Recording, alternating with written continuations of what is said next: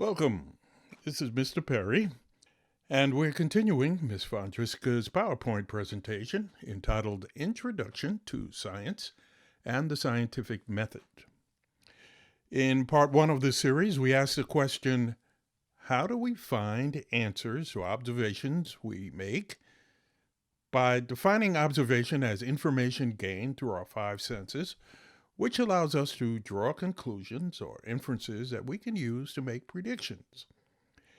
Scientists are people who help us organize and explain our observations through quantitative data using numbers or qualitative information that uses our senses. Now, to help us solve the problems or questions that come to us from our observations, the scientific method was developed, which includes, and we covered this in part one, the scientific method is a series of steps used by scientists to solve a problem or answer a question. The steps: number one, observation or asking a question. Number two, do research to form a hypothesis. Number three, design a controlled experiment. Number four, record qualitative and quantitative results. Number five, analyze those results. Number six, draw conclusions. And number seven, share information with others. Well, we covered steps 1 and 2 in part 1. So we'll move on now to step 3, which is designing a controlled experiment. Now, the factors in an experiment that can be changed are called variables. Some examples of variables would be changing the temperature, the amount of light present, time, concentration of solutions used. A controlled experiment works with one variable at a time. If several variables were changed at the same time, the scientists would not know which variable was responsible for the observed results. Control group and the experimental group. These two groups are identical except for one factor. The control group serves as the comparison. It is the same as the experiment group, except that the one variable that is being tested is removed. The experimental group shows the effect of the variable that is being tested. Here's an example. In order to test the effectiveness of a new vaccine, 50 volunteers are selected and divided into two groups. One group will be the control group, and the other group will be the experimental group. Both groups are given a pill to take that is identical in size, shape, color, and texture. Let's ask some questions. Describe the control group. Well, even though the volunteers are given identical looking pills, the control group will not actually receive the vaccine. Describe the experimental group. The group will receive the vaccine. What variables are kept constant? The size, shape, color, and texture of the pill. And what variable is being changed? Whether or not the pill contains the vaccine. There are two variables in an experiment. A, the independent variable is a variable that is deliberately changed by the scientist. B, the dependent variable is the one observed or measured during the experiment. The dependent variable is the data we collect and measure during the experiment as a result of changing the independent variable. C, in the above example, what is the independent variable? Well, it's the addition of the vaccine to the pills that were given to the experimental group. And D, in the above example, what is the dependent variable? The observed health of the people receiving the pills. And we go to step number 4, recording and analyzing results. The data or results that has been collected must be organized and analyzed to determine whether it is reliable. Number 2, Does the data support or not support the hypothesis? Step number 5, analyzing results.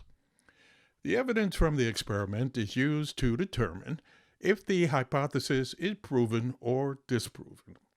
Experiments must be repeated over and over. When repeated, the results should always be the same before a valid conclusion can be reached. Forming a theory. Theory is a broad and comprehensive statement of what is thought to be true. A theory may be formed after the hypothesis has been tested many times and is supported by much evidence. Theories can change if they are later found to be disproved. Here's a practice problem.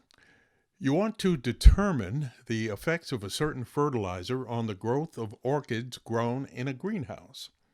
Materials that are available to you include a greenhouse, 100 orchid plants, water, fertilizer, and soil. You want to know if the orchids will grow best with a weak concentration of fertilizer, a medium concentration of fertilizer, or a high concentration of fertilizer. How will you design an experiment to test different concentrations of this fertilizer? State your hypothesis and a possible answer.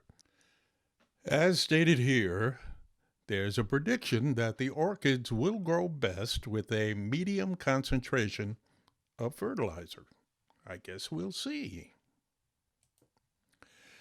How will you set up a controlled experiment? Here's one possibility. The 100 plants will be divided into 4 groups as follows. Group 1 will have 25 plants which will receive plain water. Group 2, 25 plants will receive a weak concentration. Group 3 will have 25 plants with a medium concentration. And Group 4 will have 25 plants which will receive a high concentration of fertilizer. The plants will be watered daily. Over a period of a month, the plants will be measured to see which ones grew the tallest. And let's look at the control group. What is a control group in this experiment? The control group consists of the 25 plants that are receiving plain water. The experimental group. What is the experimental group in this experiment? The experimental group consists of the 75 plants that are receiving various concentrations of fertilizer. Well, in a controlled experiment, all variables must be kept constant except the one variable that is being changed. Now, what variables must be kept constant or controlled in this experiment? Well, all plants must receive the same amount of fluid each day. All plants are grown in pots of equal size. All plants are grown at the same temperature. And all plants receive the same amount of sunlight. So what variable is being changed in this experiment? The variable being changed is the amount of fertilizer received by each group of plants. Well, after 1 month of measuring the orchids, the following data is obtained. We have Group 1, which is the control group, grew to an average height of 15 centimeters. Group 2, weak concentration, grew to an average height of 35 centimeters. Group 3, medium, 28 centimeters. And Group 4, with a high concentration, grew to an average height of 10 centimeters. Well, is your hypothesis supported or disproved by these results? We hypothesized that the orchids would grow best with a medium concentration of fertilizer. The results do not support this. The results disprove our hypothesis. So there you have it. Got a lot of material there, and you've got a little bit of work ahead of you, but you've got plenty of information to help you out. So let's go. Let's hit it and quit it. Let's go.